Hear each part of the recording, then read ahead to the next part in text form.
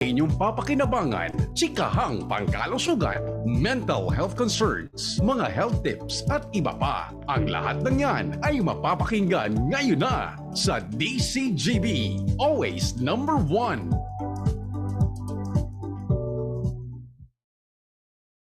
Kapit bisig at tulong-tulong ang mga Pilipino para makamit ang isang hangarin. Pilipinas na ligtas at malakas. Humanda ng makilahok sa mas pinatibay na kampanya kontra COVID-19. Sa booster, edukasyon ng susunod na henerasyon, Pinas Lakas. Trabaho at hanap buhay, Pinas Lakas. Turismo at ekonomiya, Pinas Lakas. Kalusugan, Pinas Lakas. Lahat ng komunidad mula Luzon, Visayas hanggang Mindanao, lalong Pinas Lakas pa. Huwag nang magpahuli, sama-sama tayong babangon muli. Magpa-booster na para sa Pilipinas na ligtas at malakas. Sabay-sabay sa booster, Pinas Lakas!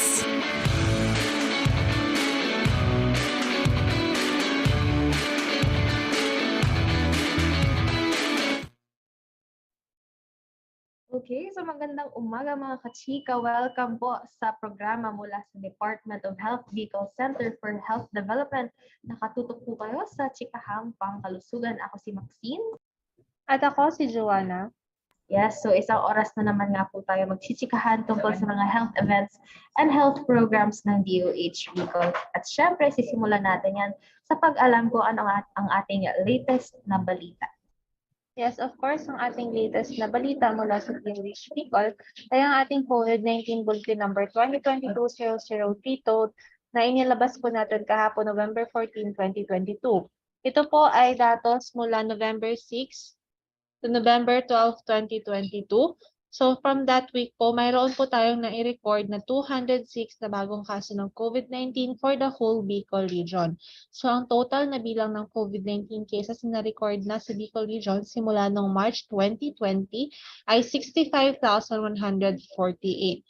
So sa distribution ng 206 new COVID-19 cases for Bicol region, ang Albay mayroong 27 new COVID cases kung saan 10 ay mula sa Legazpi City, 5 mula sa Camalig, 3 mula sa Tabaco City, 2 mula sa Daraga, at tig-isa naman po ang Bakakay, Ginubatan, Libon, Ligao City, Malinao, Piduran, at Pulangi.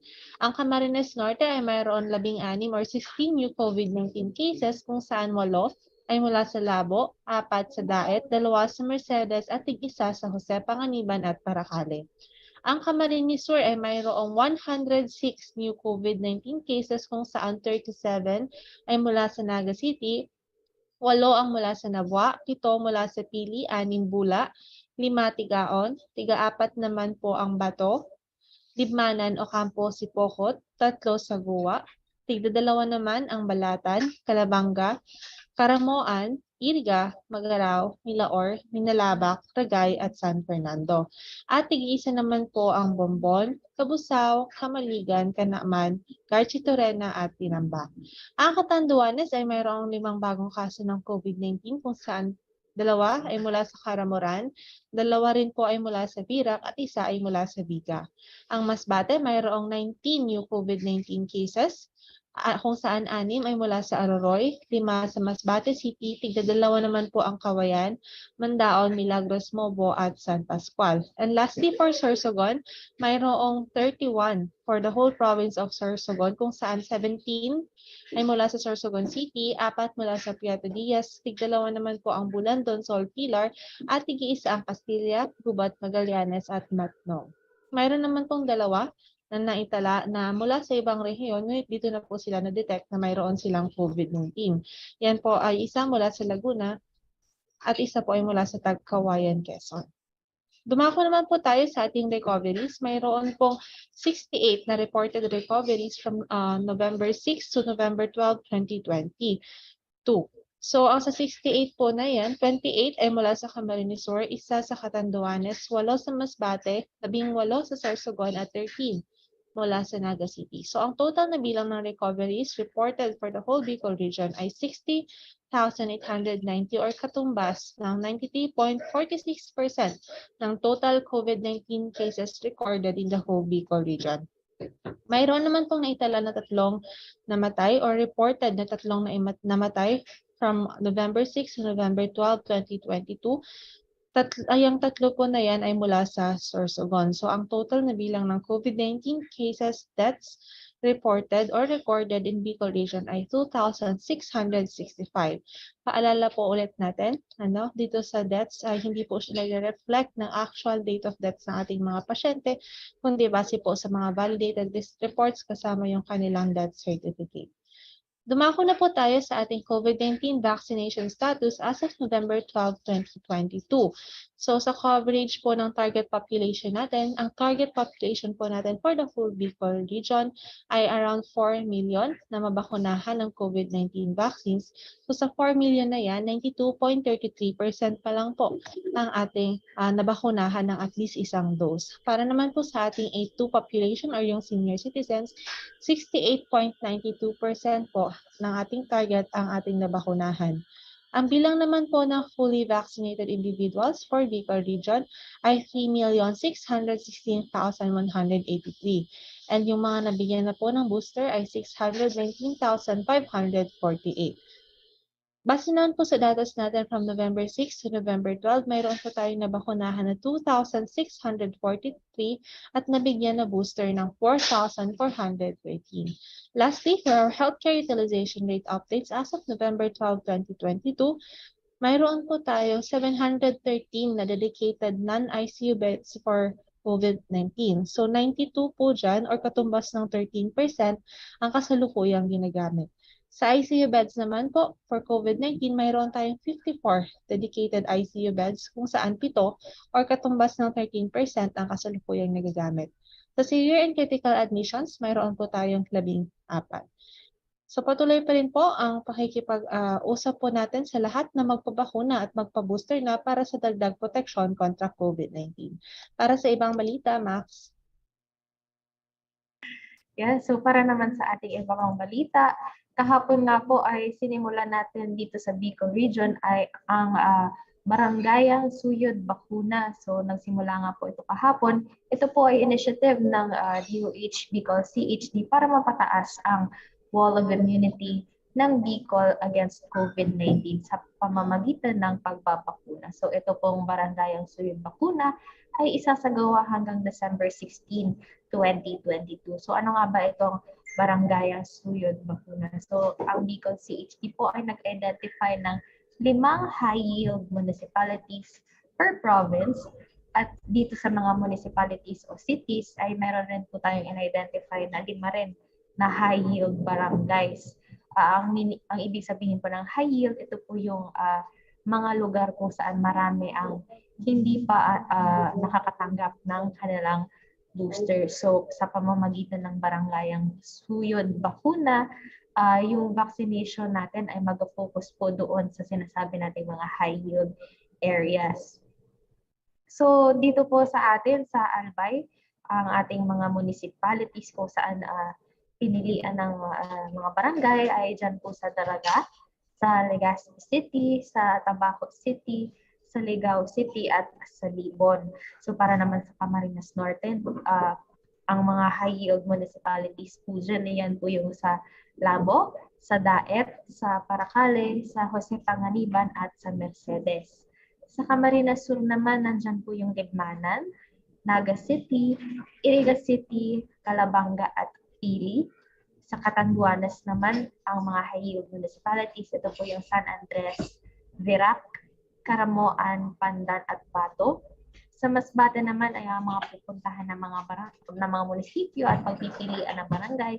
Ito po ay sa Aroroy, sa Masbate City, sa Kawayan, sa Placer at sa Uson.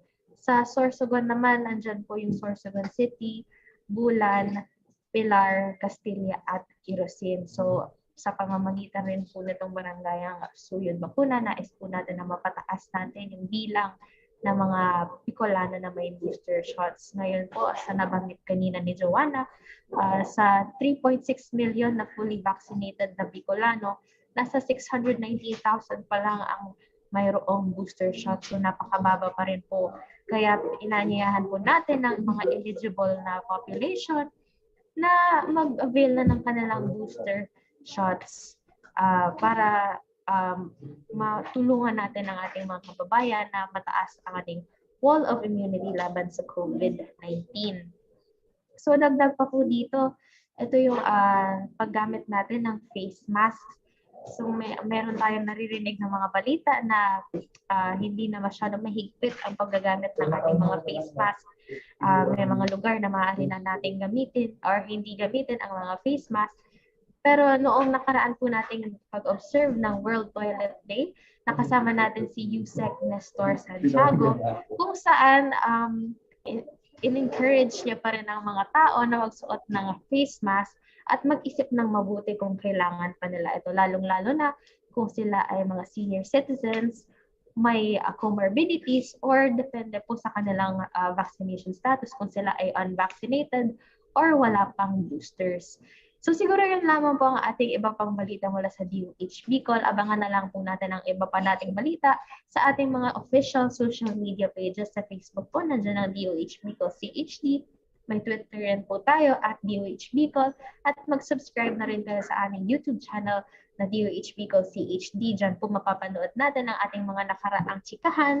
Nandyan din po yung ulat sa COVID-19 na pinapalabas natin every Monday at 10:30 a.m. Diyan po binabalita yung ating COVID-19 updates, vaccination updates at healthcare utilization rate. At nagsasagot ng mga questions mula sa media at sa public. So meron din po tayong media dialogue kung saan nagbibigay tayo ng mga kaalaman tungkol sa iba pang health programs ng DOH Bicol. Okay, so ayan po ang ating latest na balita. Pumunta na tayo sa ating chikahan ngayong umaga. So sa mga nakaraang linggo po ay siguro may nakakita po sa ating mga balita na meron po tayong outbreak sa ibang regions ng hand, foot, and mouth disease. So dito sa Bicol region, wala naman po tayo nito. Pero mas mabuti nang magkaroon tayo ng kaalaman tungkol sa sakit na ito. Kaya nakachika po natin si Ma'am Maria Francia D. Henorga para pag-usapan ang tungkol sa hand, foot, and mouth disease. So siguro wag na natin papatagalin pa. Panoorin po natin ang ating chikahan tungkol sa HFMD.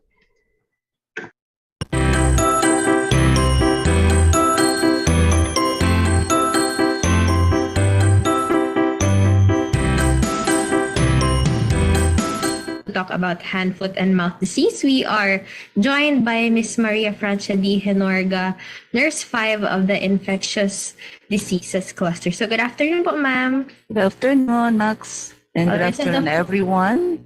The floor is yours po, ma'am. Okay. Once again, good afternoon po. Marayang na hapon sa Gabos.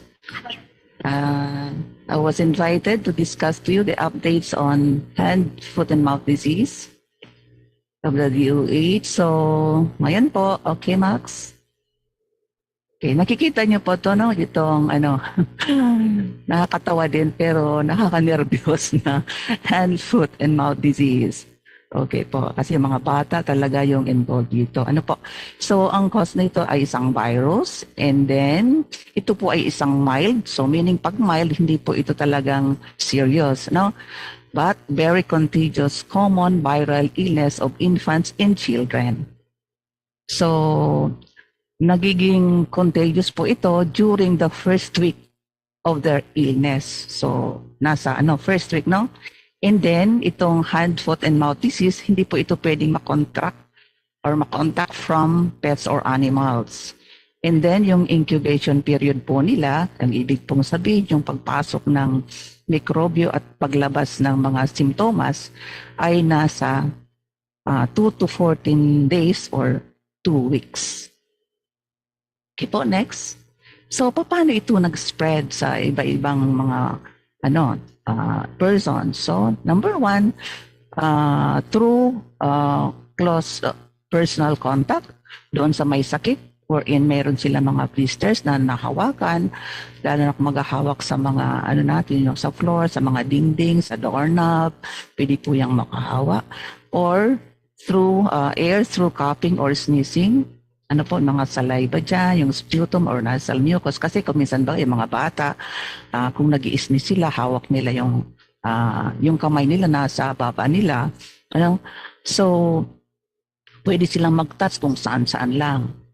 And then, pwede po ito sa mga, kung may contact po tayo sa mga contaminated objects and surfaces. And then, kung meron po tayong mga contact sa mga, yung sa mga feces or sa mga dumi wherein na nakukontak po natin ito or nakukuha po natin ito sa mga bata wherein may mga diaper sila. Siyempre, pag inalis na yung diaper, bubuksan, at then, pwede pong accidentally matouch yung kamay ng mother or yung helper po or yung babysitter or yung caretaker. So, baka hindi sila naghugas ng kamay after that. So, yun, nagkakaroon po ng contamination or pwede tayong magkaroon ng hand, foot, and mouth disease. Okay? Next slide. So, ano yung mga simptomas nito na HFMD? So, number 1 po ay fever or lagnat. Ano po? Lagnat. And then, magkakaroon siya ng sore throat.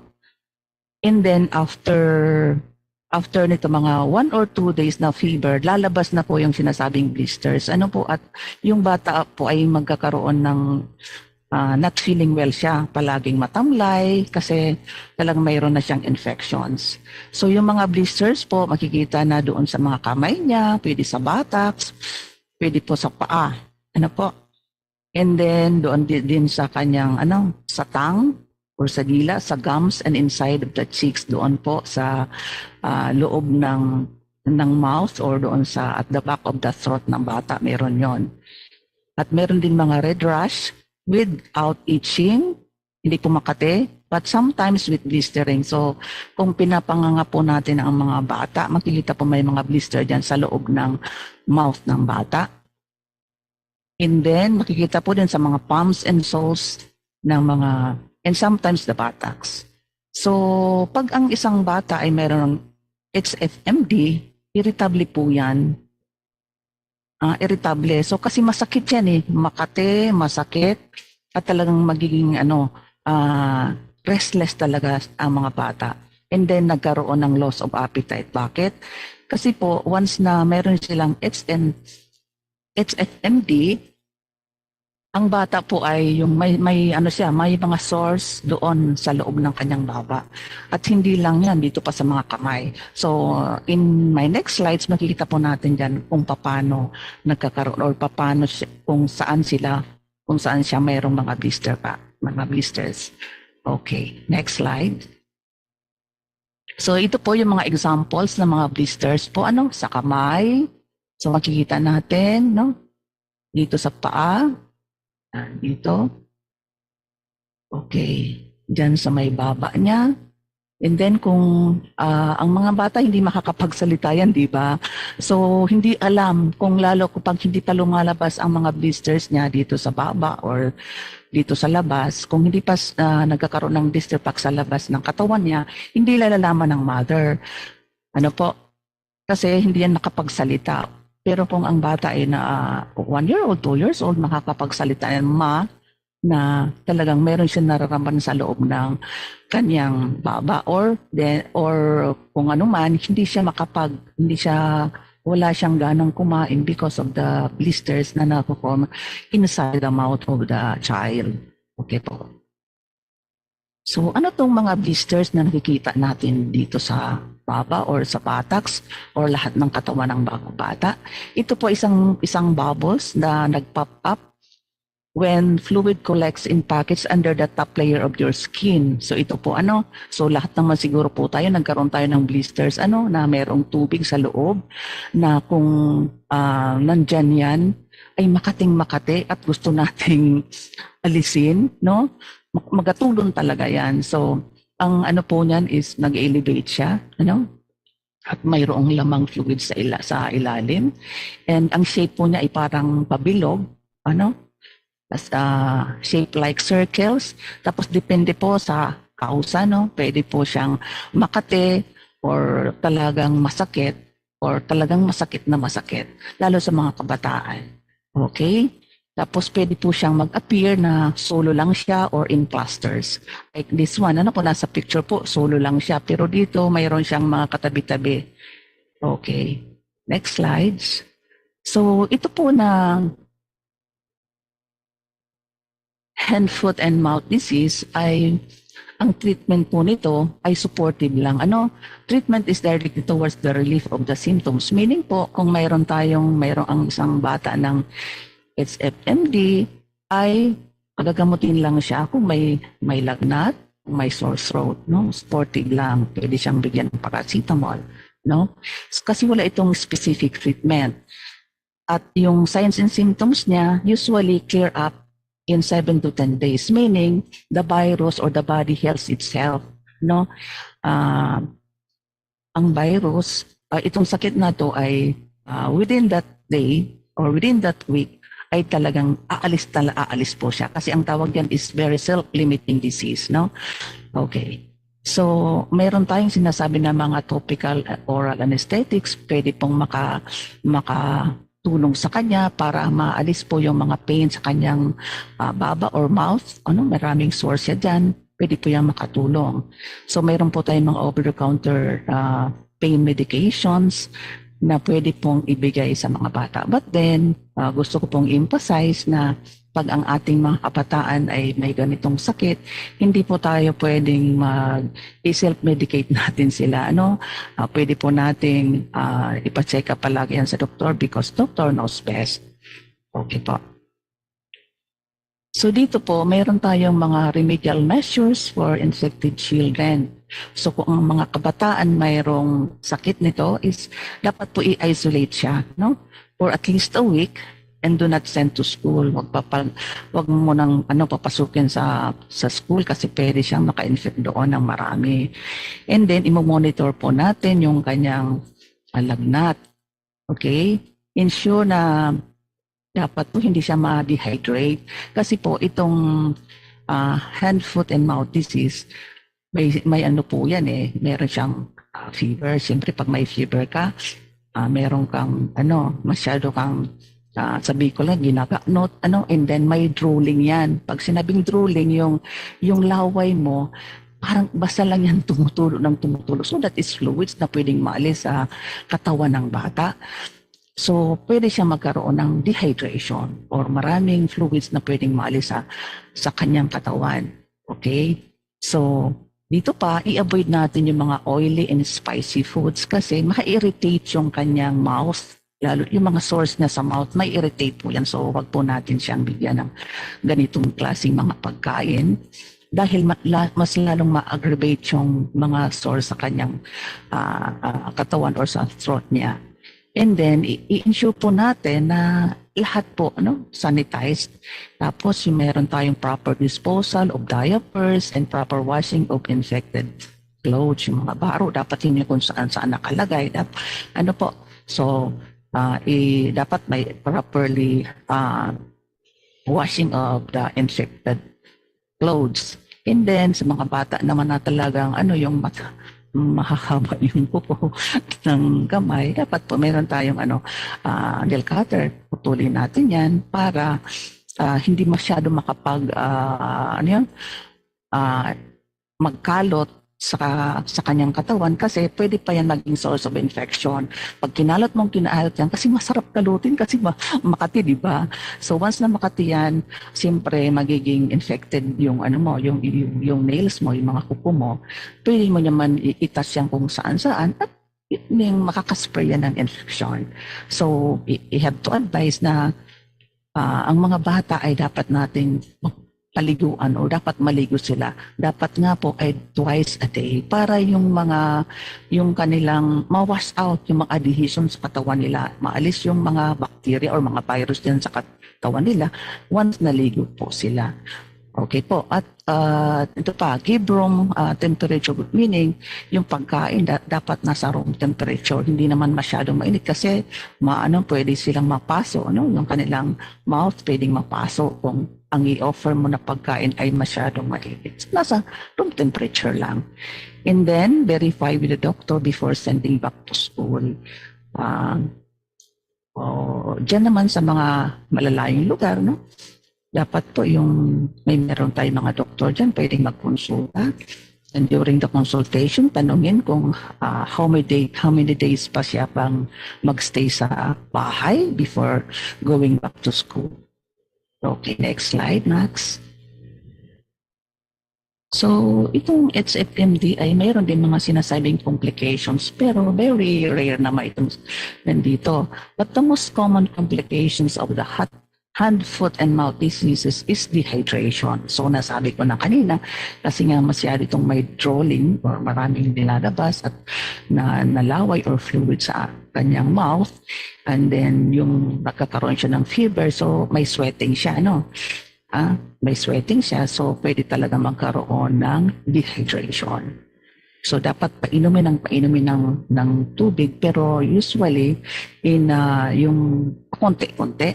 And then the illness can cause sores in the mouth and throat, making swallowing more painful and difficult. Huwag nating pilitin na uminom ng marami. Konti-konti lang.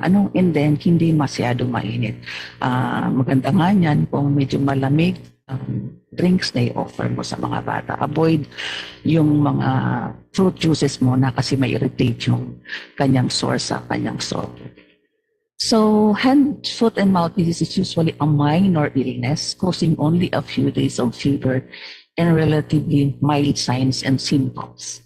A rare and sometimes serious form of virus can involve the brain and causes other complications. Itong sinasabi po dito na viral meningitis or encephalitis, bihira po ito mangyari. Not unless na lang siguro talagang napapayaan yung bata sa magkaroon ito. Pero very rare po. Itong mga viral meningitis or encephalitis na sinasabi dito. Bihirang-bihira po. Okay po. Next slide.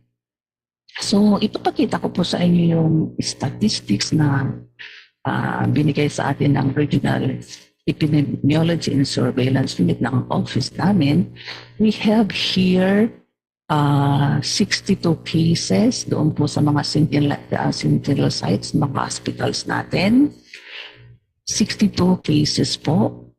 And then sa community naman po, meron tayong nakatala na 259 cases of hand, foot, and mouth disease cases po starting January 1 to November 5. Ngayon ang Catanduanes po, mayroon po silang 10. Makikita po natin dito from the hospital and the community. Community 1 plus another from San Miguel. They have only 2 municipalities na mayroon pong kaso, Baras and San Miguel. And for Camarines Norte, mayroon po sa Daet. 3 po sa Sentinel Hospital. Sa Camarines Sur naman po, sa Sentinel Hospital, we have Baaw, Cabusao, Carchitorena, and Naga City. So they have 1 to 4.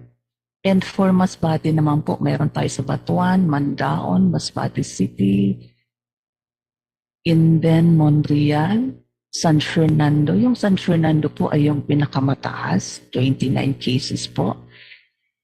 And then sa Nacinto is 5, San Pascual is 2. That's for Masbate. So for Sorsogon, we have Barcelona.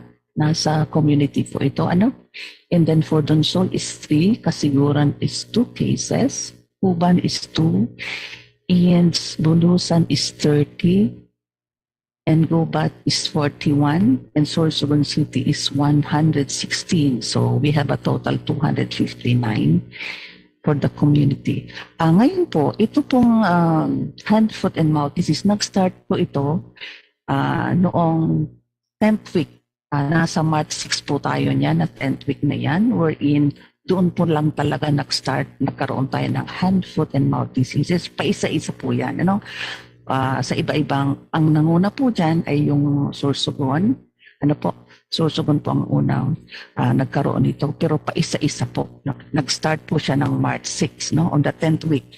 At sinunan po yun nang marami ng kaso po tayo, although nag-start po on the 27th week, July 5, na mayroon tayo ng mga clusterings, Doon din po sa Pacon, Sorsogon, wherein iba-iba pong barangay. And then, lalo pong tumaas ang kaso on the 30th week. So 30th week is July 24. So sursugon pa rin. And then 34th week up to 43rd week na to tayo ngayon, November 15, mayroon po tayong kaso. And then, thanks God, kasi wala naman, of all the 259 cases po, ay wala po tayong kaso sa community na deaths. Wala po tayo. Okay po. Yet even on the Sentinel hospitals, wala po tayong naitalang deaths. Okay po. So next slide. Ito po yung mga preventive measures na dapat nating sinasuggest na dapat talaga natin gawin. So kung meron po tayong sakit nito, yung mga kabataan natin, meron sila ng HFMD, we have to avoid close contact with sick people. Dapat naman po talaga, no, kung may sakit po tayo, although after a week or two na nasasabi natin wala na tayong or naka-recovered na,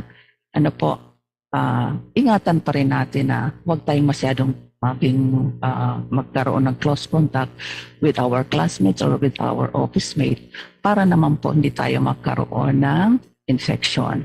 Number 2, yung pong we have to cover our mouths during wake-up or sneeze. And then, yun to ang pinakatalaga, importante, no? Frequent hand washing with soap and water. No? Kasi maraming disease na ma-avoid dyan once we wash our hands frequently. Okay?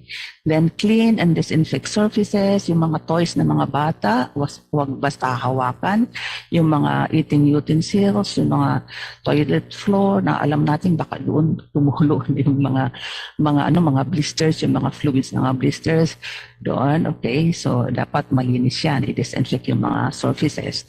And then, stay at home kung mayroong sakit ng kabataan.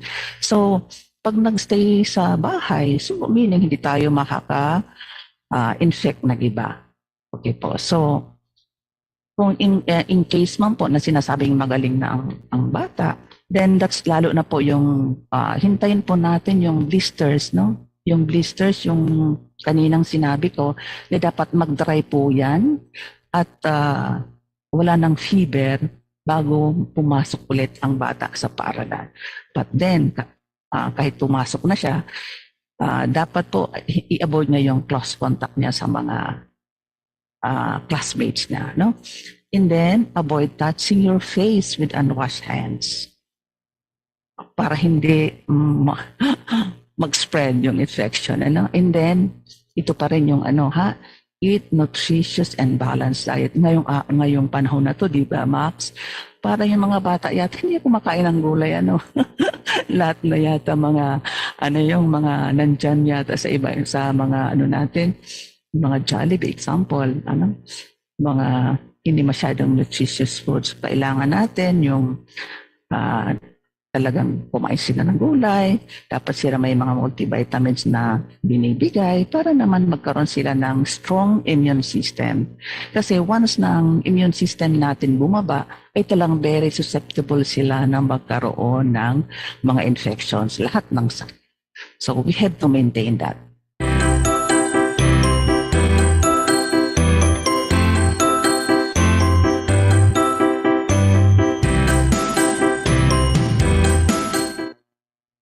Ang araw-araw na paglalakad?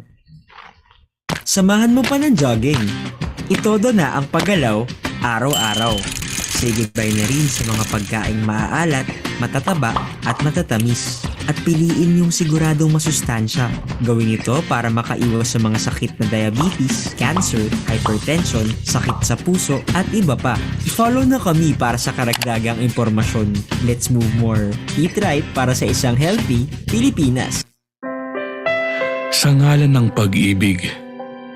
Pangakong ikaw lang. Bayan! Bayan! Bayan! Bayan pang bayan! Walang hindi gagawin. Walang hindi hahamakin. Paulit-ulit. Araw-araw ikaw pa rin. For richer For poorer in sickness and in health. Kung mahal mo sila, magpa-booster ka.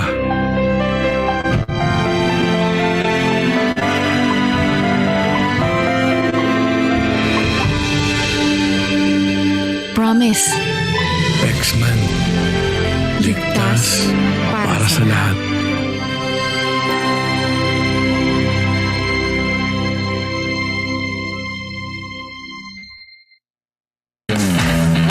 Game na ang mga Pilipino na ituloy ang live sa labas dahil sa booster Pinas Lakas. Ako si Agnes Villami Cipriano, 67 years old. Ang bakunang natanggap ko na is yung dati 1 and 2 and then booster, 2 boosters, 1 and 2 din.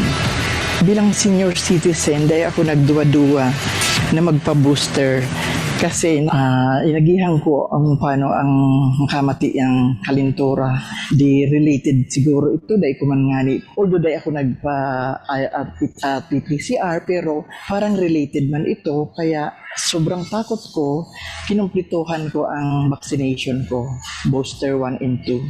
Yung pinaka-last kong booster, duman ako nakamati nin makulugon sa kuyang left arm.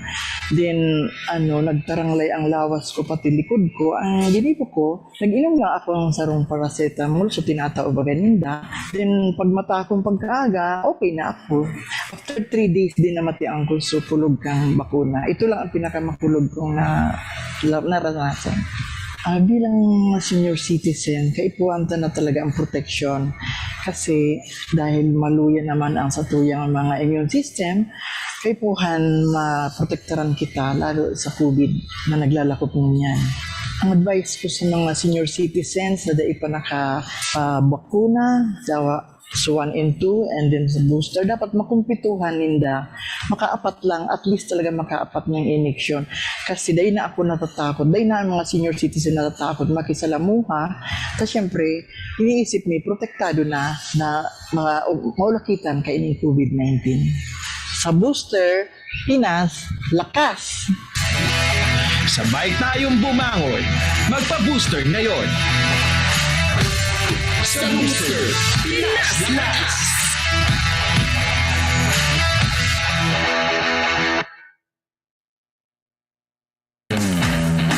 Game na ang mga Pilipino na ituloy ang live sa labas dahil sa booster Pinas Lakas. Kasi tumasabi, reminded yan eh. Ang edad ko, 94. Nagpa-eleksyon na mula sa itong booster, pandua ng booster. Dahil po ako nagdudua-dua sa gusto ko, marahay man ako, magdipensya sa mga kahilangan. Ang isip ko, dahil ako, hindi man ako mabutan kan mga hilang na yan. Wala naman akong naramdaman ka ito. Kaya ang mga senior citizen na kapo ako, dapat magpabakuna naman kamo tangani na likayan ang COVID-19 sa booster Pinas Lakas. Sabay tayong bumangon. Magpa-booster ngayon. Sa booster Pinas Lakas!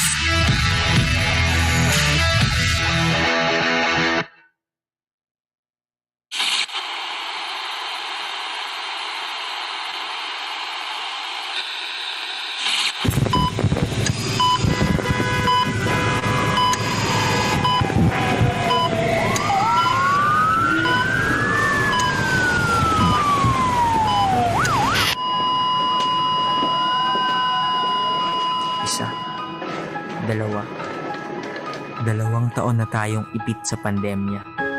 Pandemyang ramdam ang tagal ng panahong inagaw sa atin.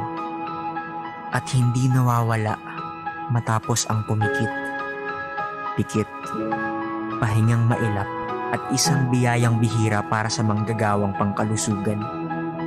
Na buhay nila ang itinataya kapalit ng buhay ng iba. Buhay ay binuwis para sa bayang naghihirap. naghihinagpis sa ilalim ng bigat ng COVID-19. 2 taon na ang lumipas nang harapin ng ating mga health workers ang kalabang hindi nakikita, hindi tinatablan ng bala.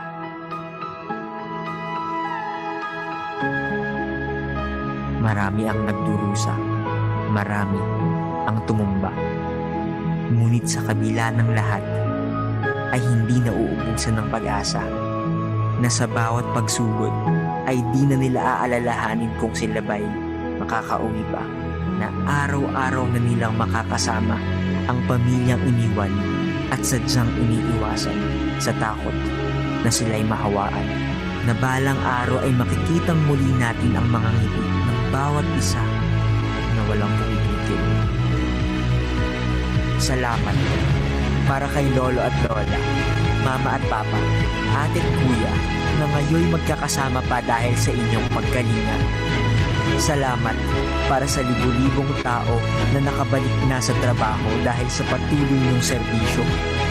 Salamat para sa mga batang ngayon nasisilayan na ang ganda ng mundo dahil sa inyong sakripisyo. Salamat. Ang inyong kalinga, serbisyo at sakripisyo ay hindi biro. Salamat sa hindi pagsuko. Sa araw-araw ng pagbangon, sana'y maramdaman nito na sa puso ng bawat kayo ang tunay naming hero. Nandito ang kagawaran ng kalusugan, nagpapasalamat at patuloy na aagapay sa inyo.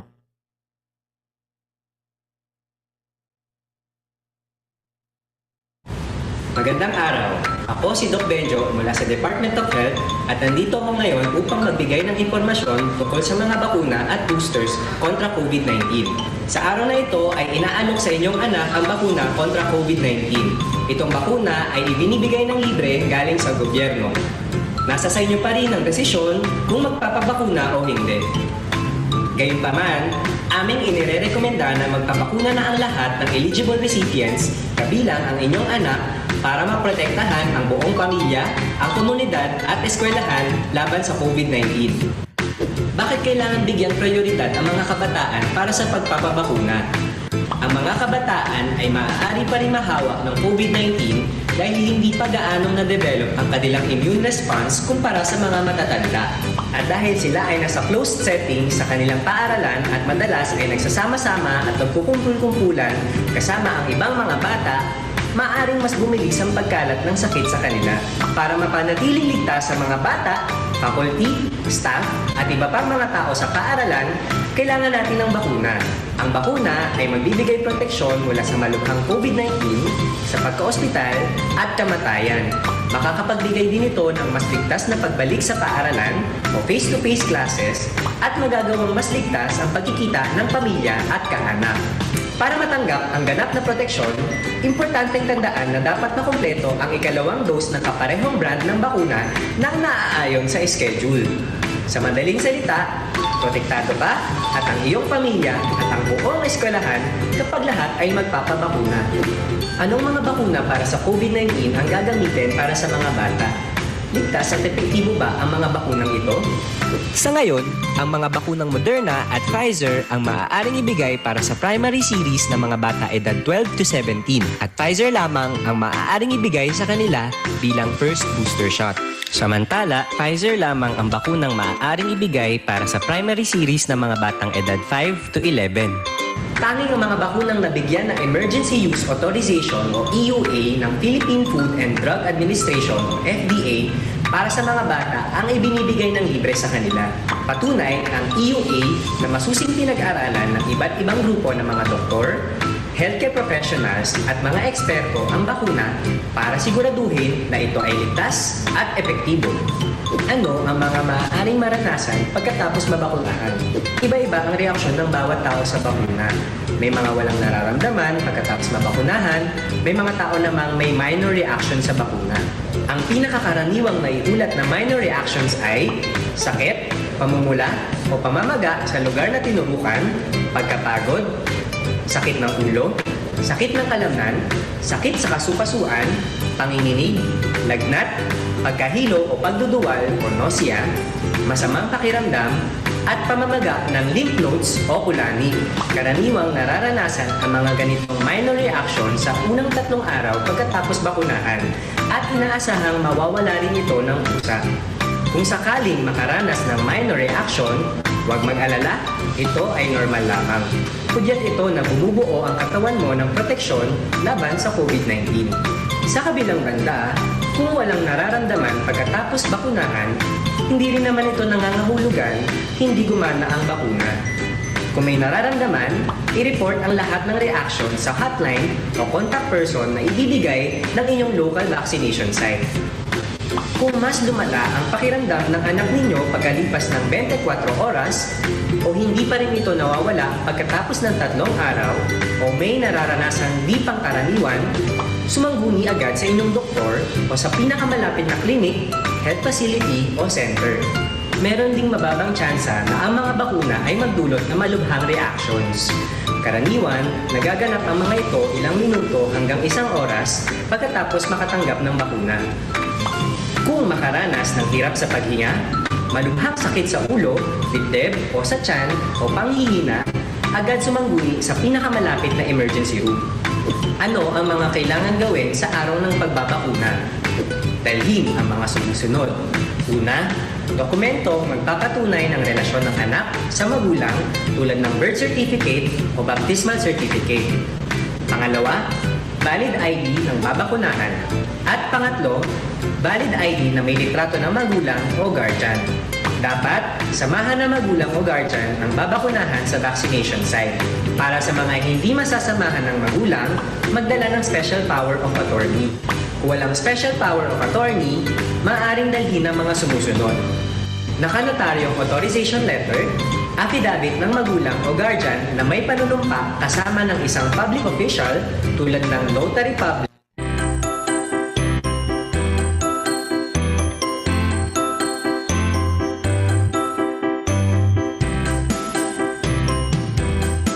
We'll proceed na po sa ating Q&A. So as mentioned by Ma'am Franz kanina, meron na tayong mga na-receive from our media partners na mga questions. So let's start with the first question. This is from Mr. Luens Barcena, one of our media partners. Saan daw po karaniwang nakukuha ang hand, foot, and mouth disease and ilan po ang naitalang victims sa Bicol? Ano ang lunas and advice sa mga may baby? So medyo meron na po kayong nabanggit nito sa inyong discussion a while ago, ma'am. Baka i-reiterate na lang po natin for our viewers.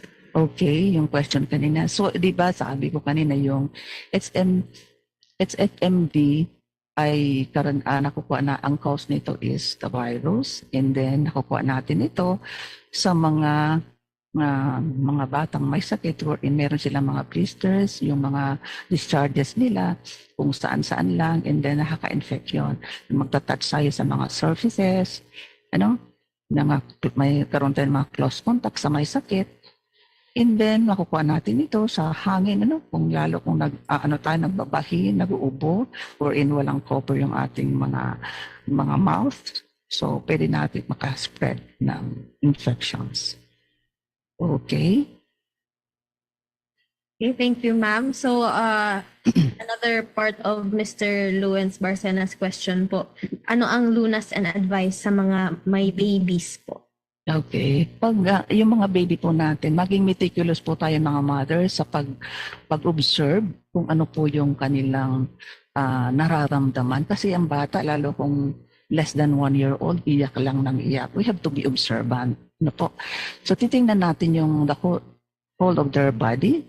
Kung mayroong bang fever, mayroong lagnat, mayroong bang mga blister formations. Kasi hindi yan makakapagsalita. So, magiging observant tayo para ma-detect natin kung meron silang HFMD. And then, kung may nakikita yun ng mga symptoms, we have to consult the doctor. At i-practice natin yung sinabi ko kanina na mag-ingat sa basta lang magta-touch doon na hindi naguhugas ng kamay. Thank you very much po, ma'am. So, a part of Mr. Luens Barcena's question was kung ilan daw ang victims or patients ng HFMD sa Bicol? And similarly, ang question po ni Mr. Ken Cabaltera, if may recorded case or cases na po ba ng HFMD dito sa Bicol? So Ma'am Franz presented this earlier, the data on HFMD. For our viewers who wish to see the data, you may replay this media dialogue on our Facebook page, and we will be providing the data rin po to our media partners sa ating group chat. So let's proceed to the other questions po. Okay, so Max, so all in all, we have 329 cases. And we are very thankful na wala tayong number of deaths, no deaths at all. And then all patients have recovered. Thank you, ma'am. So another question po from Sir Ken Cabaltera. Anong age group bracket ang usually na may natinatamaan po ng HFMD? Okay. Ang age bracket po niyan ay nasa 5 years old, less than 5 years or 5 years below. But pwede ring tamaan ang 10 years and above. Ano po? Itong mga kabataan itong less than 5 years old, when they're exposed, when they're exposed to HFMD, ay nakakabuild sila ng immunity dito. Immunity as they grow older, immunity. Kaya nga, very rare ito na maka-infect ng 10 years and above because of this. But, kung bumaba na ang kanilang body resistance or kanilang immune system, that's the time that they can get this disease again. All right. Thank you, ma'am. Let's proceed. Another question po, alarming din ba ang pagtaas ng HFMD sa Bicol tulad ng sa ibang regions? Okay, on the data presented, hindi naman po masyadong alarming. Kasi pa isa-isa, pa konti-konti, may 5, may 10, hindi pa siya tumaas talaga sa pinaka-anong level. Kasi last year, wala po tayong kaso ng HFMD. Ngayon lang po. So, ito pong kaso ngayon ng mga HFMD ay naging itong masyadong natutukan. Kasi before, kung maalala natin, noong 2012, nagkaroon ng outbreak na sinasabi sa Cambodia. No? Maraming nakatala na namatay dito na HFMD cases. So, ang ating gobyerno, mayroong sinasabing mayroong tawag ng batas na nagsasabi under Republic Act 3573 wherein lahat po require na individual or lahat ng health facility ay i-report ang all notifiable diseases at sinuportaran pa rin ito ng isang Department Memorandum number 2012, the 0221 dated July 18, 2012, na lahat ng kaso na sinususpect pa lang, sinususpect o na-detect pa lang na HFMD ay dapat magkaroon ng surveillance. So dito sa ating region ay talang nasa surveillance tayo palagi because in every provinces, meron po tayong tinatawag na PSO, yung nagsusurveillance, nagsusurveillance ng mga sakit na ito. Okay, thank you very much, ma'am. So I guess this will be our last question for this afternoon. What is the DOH doing to prevent HFMD from spreading in Bicol po? Okay po. Okay. Dito po sa sinasabi kong mga legal basis, yung mga batas na ginawa ng ating pamahalaan dito po sa baba natin, dito po sa regional office. Before pa, nung last quarter, before pa nagkaroon ng mga cases ng HFMD, ay nagkaroon po tayo ng orientation sa lahat ng mga coordinators on what is this is all about, no? Nagkaroon tayo ng orientation sa kanila and then on their part, nag-cascade din sila doon sa baba, sa coordinators nila down to the referral level, yung mga midwives nila. So, ngayon po, every now and then, nagkakaroon po tayo ng mga information dissemination. And every month, dito po sa regional office, yung ating pong infectious disease cluster during the meeting ay disseminate pa rin po ito at pinipresent namin ang data sa all coordinators. Kaya po alam nila kung ano po ang dapat gawin. Kasi mahirap po bagay yung wala kang alam. Pero kung may alam ka kung anong dapat mong gawin, ay ligtas ka. So sinasabagan natin, Max, na ligtas ka pag may alam ka. Okay. Okay, thank you very much, Ma'am Franz, for answering the questions from our media partners, and also thank you to our media partners for sending in their questions. So at this point, Ma'am, may we ask na lang po for your take-home message? Okay po, sa mga nakikinig po na sa atin ngayon or nakikita po tayo sa Facebook, at tandaan po natin na kung pumupunta po tayo sa mga health centers, no, or kung meron po tayong doon sa mga health centers na kung saan kayo nandoon, kung meron pong pinapatawag na mga mothers classes or any health activities, dumalo po tayo at makinig sa kanila. Kasi doon po sila yung mga may otoridad na magsabi o mag-disseminate ng correct and right information para alam po natin ang ating gagawin. So our government is doing the best we can. And then it's just the cooperation of the parents and all the people there na magkaroon tayo ng kaalaman para po tayo ligtas sa anumang karamdaman. All right. So once again, thank you very much, Ma'am Francia D. Henorga, Nurse 5 of the Infectious Disease Cluster, for sharing your information on hand, foot, and mouth disease and for answering the questions.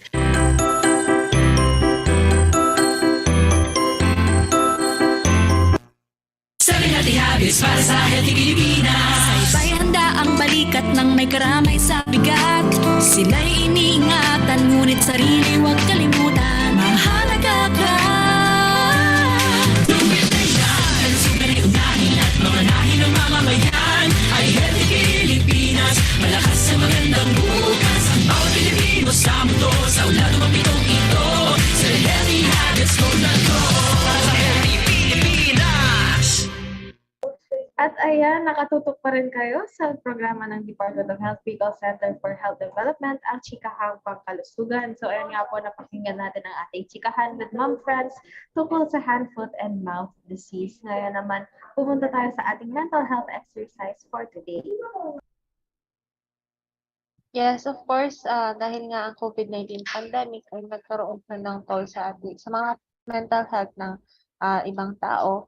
So people from all walks of life ay nakapag-experience ng stress dahil sa pandemic, from our frontline workers na na-overwhelmed with work, yung young people na hindi makapunta sa school, yung mga family members na na-separate from each other, and those na nagkaroon ng impact ng COVID-19 infection, especially mga nawalan ng buhay. So understandable man po na matakot tayo, anxious or helpless during unprecedented times. So paano nga ba natin makakatulong na makapag-cope not only with COVID-19 pandemic but any event na maaaring makapag-cause sa atin ng stress? So una, talk to someone you trust. So sa pakikipag-usap po natin sa isang tao na pinagkakatiwalaan natin, whether a friend, a family member, or a colleague, ay maaari pong makatulong na mas maibsan yung ating nararamdaman. And it make us feel better kung maaari tayong makapag-open i-share kung ano yung mga pinagdadaanan natin sa kasalukuyan with someone na who cares about us. So if you live in an area kung saan ang mga face-to-face interactions ay limited pa din, pwede ka pong makipag-stay connected with your loved ones through a video call, phone call, or messaging app na maaaring makipag-usap sa kanila. Yeah, so importante rin na look after your physical health. So taking care of your physical health improves your mental health and well-being. So pwede po tayo maging active sa pamamagitan ng paggawa ng activities tulad ng running, walking, yoga, dancing, cycling, or kahit yung gardening. Importante rin na ang kinakain natin na mga meals ay balanced and healthy, at siguraduhin natin na decent amount of sleep ang nakuha natin tuwing gabi. And of course, let us do activities na ini-enjoy natin. So try to continue doing the activities na nakikita natin na meaningful and ini-enjoy natin. So tulad ng kung nag-enjoy tayo sa pagluluto para sa ating sarili or para sa ating mga loved ones, pakikipaglaro sa ating mga pet, walking in the park, pagbasa ng libro, kaya watching a film or TV series. So having a regular routine with activities na parang nakakapagpasaya sa atin ay makakatulong na ma-maintain natin yung ating good mental health. Yes, and we should steer away from harmful substances. So, huwag po tayo gumamit ng mga harmful substances tulad ng mga droga, alcohol, or tobacco para mag-cope sa ating mga nararamdaman. So, kung sa tingin natin makakatulong ito sa atin ng short term, makaka-apekto ito sa ating kalusugan in the long run. So, these substances are also dangerous and can put you and those around you at risk of diseases or injuries. Next, take 2 minutes para makapag-focus tayo sa world na around us. So, help free yourself constantly swirling thoughts by reconnecting ourselves with where you are at this moment. So, follow along. So, mayroon po tayo maaaring gawin para tingnan natin what are the 5 things I can see whenever we are, kung ano yung mga 4 things na we can hear, ano yung mga naamoy natin, and what does it feel like to touch my knees or something else na maaari mong ma-reach. So, yan po, it will help us na parang maging stay put sa kung asan man po tayo. At syempre, maaari rin tayong mag-seek ng professional help. Kung sa tingin natin hindi na natin kayang mag-cope sa ating stress na nararanasan, maaari po tayong mag-seek ng professional help sa pagtawag sa ating mga local mental health helplines or getting in touch with your counselors or doctors. At tandaan natin na hindi po tayo nag-iisa at merong mga bagay na pwede nating gawin para supportahan ang ating emotional well-being. Alright, yan po yung mga paraan para maiwasan po natin yung pakatulong na maalis yung ating stress. And meron po tayong mental health hotline. So this is posted naman po sa ating DOH Bicol Facebook page at makikita po natin yan. So I think that concludes our Chikahang Kalusugan for today. Sa muli ako si Joanna. At ako si Maxine. Maraming salamat sa mga tumutok sa ating chikahan ngayong araw. Magkita-kita tayo muli sa ating susunod na chikahan. Magandang tanghali po sa lahat.